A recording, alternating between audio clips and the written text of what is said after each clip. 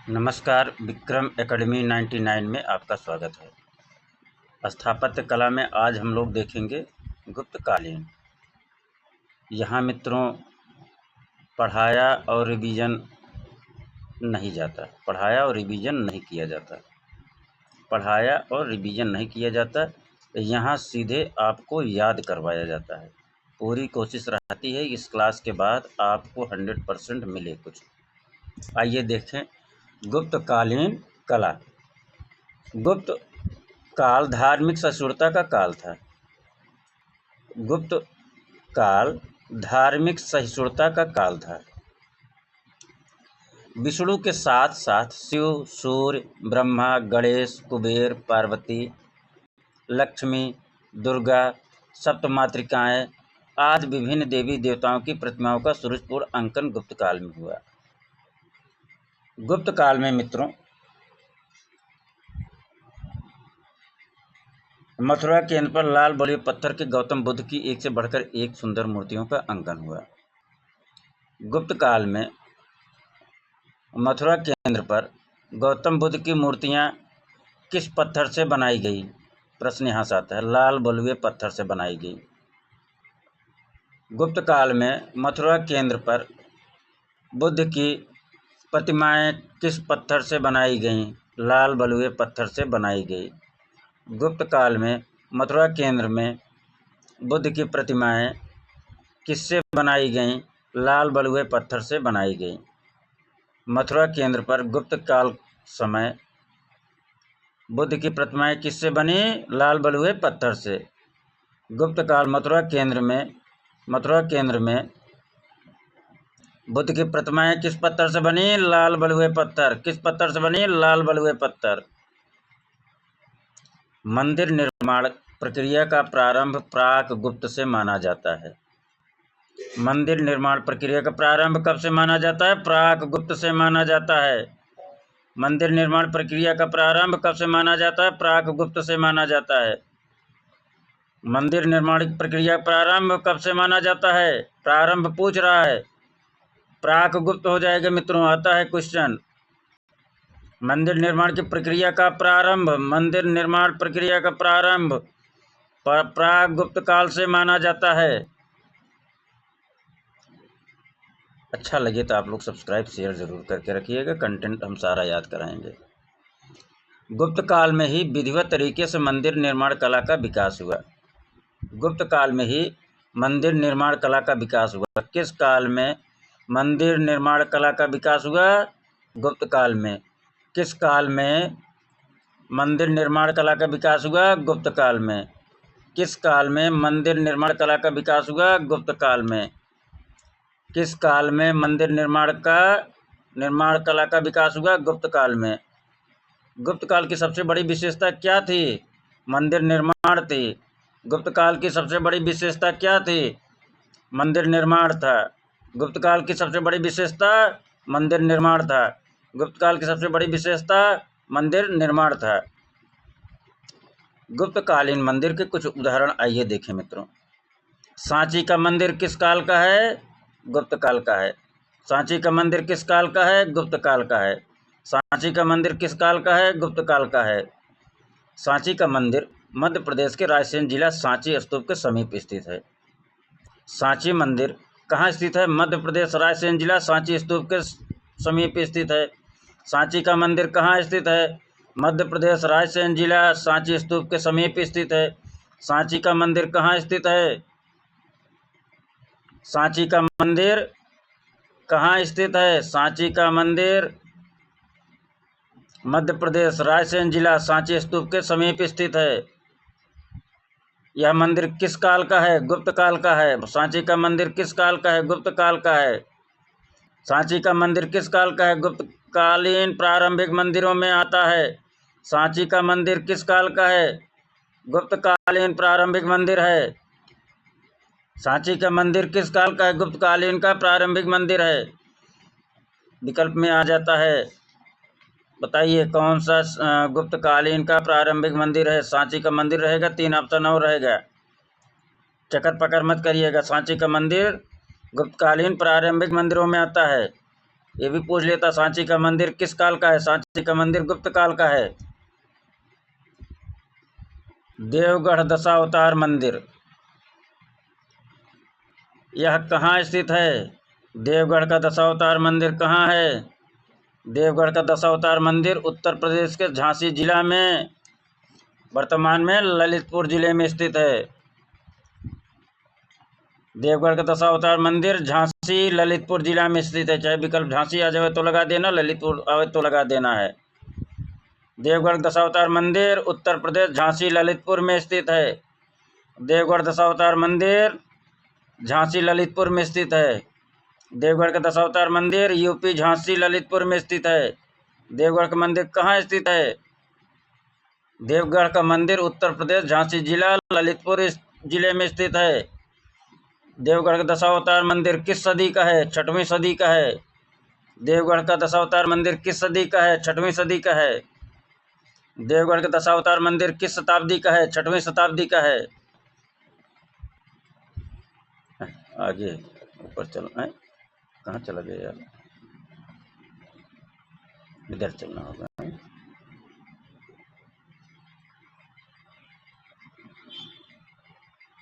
भारत का पहला मंदिर है जिसमें शिखर का प्रयोग किया गया है।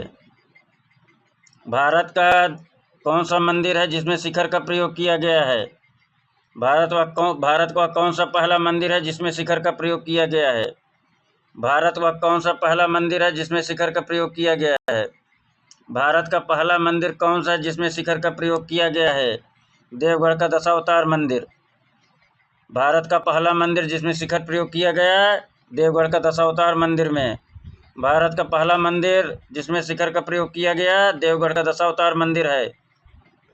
भारत का पहला मंदिर, पहला शिखर मंदिर कौन है? देवगढ़ का दशावतार मंदिर है। भारत का पहला शिखर मंदिर कौन है? देवगढ़ का दशावतार मंदिर है। इस मंदिर में, देवगढ़ दशावतार मंदिर में मुख्य मूर्ति किसकी है? विष्णु शेषाशायी की है। देवगढ़ दशावतार मंदिर में मुख्य मूर्ति किसकी है? विष्णु शेषाशायी की है। देवगढ़ दशावतार मंदिर में मुख्य मूर्ति किसकी है? विष्णु की शेषाशायी है। देवगढ़ दशावतार मंदिर में मुख्य मूर्ति किसकी है? विष्णु की शेषाशायी मूर्ति है। शेषनाग रूप की है। देवगढ़ दशावतार मंदिर में किसकी मुख्य मूर्ति है? विष्णु की शेषाशायी स्वरूप की है। अब आइए मित्रों देखें कानपुर का भीतरगांव मंदिर। भीतरगांव का लक्ष्मण मंदिर कहाँ स्थित है? कानपुर में स्थित है। भीतरगांव का लक्ष्मण मंदिर कहाँ स्थित है? ये तो ढक गया यार। हम पर्दा उठा रहे हैं तो ये जो है पर्दा गिरा रहा है। पर्दा न खोल पे कैसे है गाना यार? मुझे तो गाना भी नहीं आता।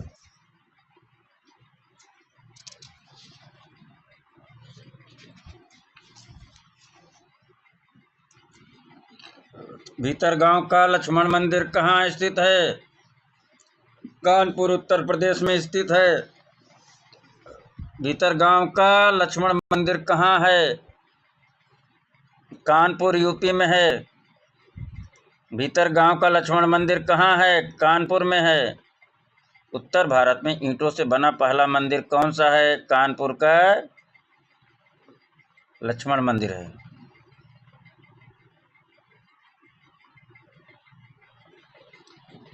उत्तर भारत में ईंटों से बना पहला मंदिर कौन सा है? उत्तर भारत में ईंटों से बना पहला मंदिर लक्ष्मण मंदिर है। भीतरगांव का लक्ष्मण मंदिर है। जबकि दक्षिण भारत में आंध्र प्रदेश के गुंटूर जिले में स्थित नागार्जुन कोंडा से भारत के सबसे प्राचीन ईंटों के बने हिंदू मंदिर प्राप्त हुए हैं। कहाँ प्राप्त हुए हैं? नागार्जुन कोंडा से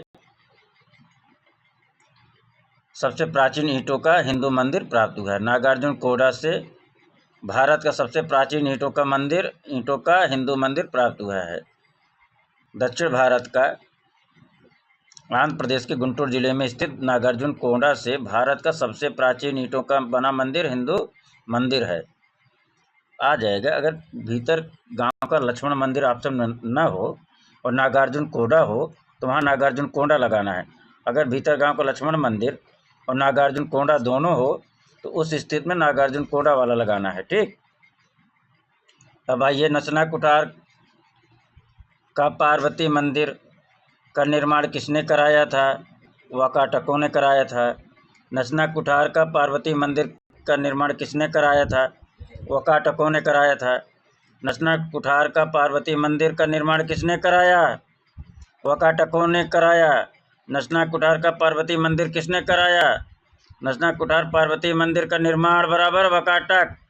नचना कुठार पार्वती का मंदिर निर्माण बराबर वाकाटक। नचना कुठार पार्वती मंदिर बराबर वाकाटक। मित्रों, प्रश्न आता है, नचना कुठार का पार्वती मंदिर कहाँ है? मध्य प्रदेश, पन्ना जिले में है। नचना कुठार का पार्वती मंदिर कहाँ है? मध्य प्रदेश, पन्ना जिले में है। नचना कुठार का पार्वती मंदिर कहाँ है? मध्य प्रदेश, पन्ना जिले में है। नचना कुठार का पार्वती मंदिर कहाँ है? मध्य प्रदेश, पन्ना जिले में है।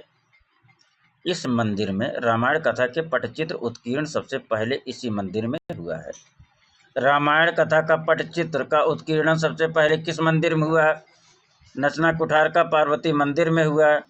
रामायण कथा के पटचित्रों का उत्कीर्णन सबसे पहले किस मंदिर में हुआ? नचना कुठार का पार्वती मंदिर में हुआ।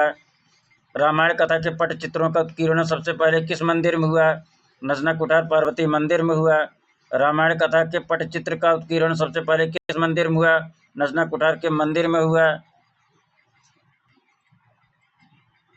इसको आप लोग देख लीजिए, एक गुप्तकालीन, इसका चाहे तो आप लोग स्क्रीनशॉट ले लीजिए। तिगवा का मंदिर कहाँ है? जबलपुर में है। तिगवा का मंदिर कहाँ है? जबलपुर में है।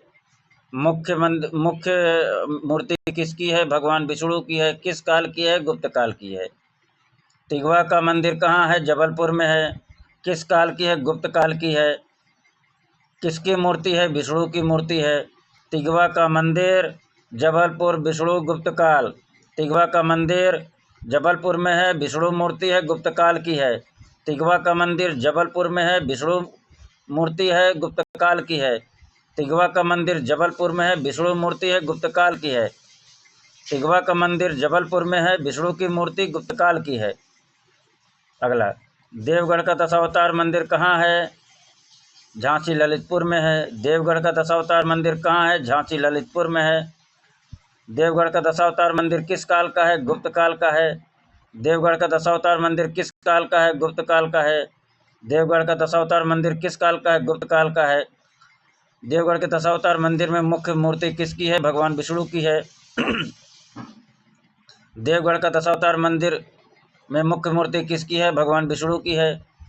उदयगिरी गुफा कहाँ है? मध्य प्रदेश, विदिशा में है। उदयगिरी गुफा कहाँ है? मध्य प्रदेश, विदिशा में है। उदयगिरी गुफा कहाँ है? मध्य प्रदेश, विदिशा में है। उदयगिरी गुफा कहाँ है? मध्य प्रदेश, विदिशा में है। मुख्य मूर्ति किसकी है? विष्णु की है। उदयगिरी गुफा में मुख्य मूर्ति किसकी है? विष्णु की है। उदयगिरी गुफा में मुख्य मूर्ति किसकी है? विष्णु की है। उदयगिरी गुफा में मुख्य मूर्ति किसकी है? विष्णु की है। उदयगिरी गुफा किस काल की है? गुप्त काल की है। उदयगिरी गुफा किस काल की है? गुप्त काल की है। उदयगिरी गुफा किस काल की है? गुप्त काल की है। नचना का कुठार मंदिर कहाँ स्थित है? मध्य प्रदेश में है। नचना का कुठार मंदिर किस प्रदेश में है? मध्य प्रदेश में है।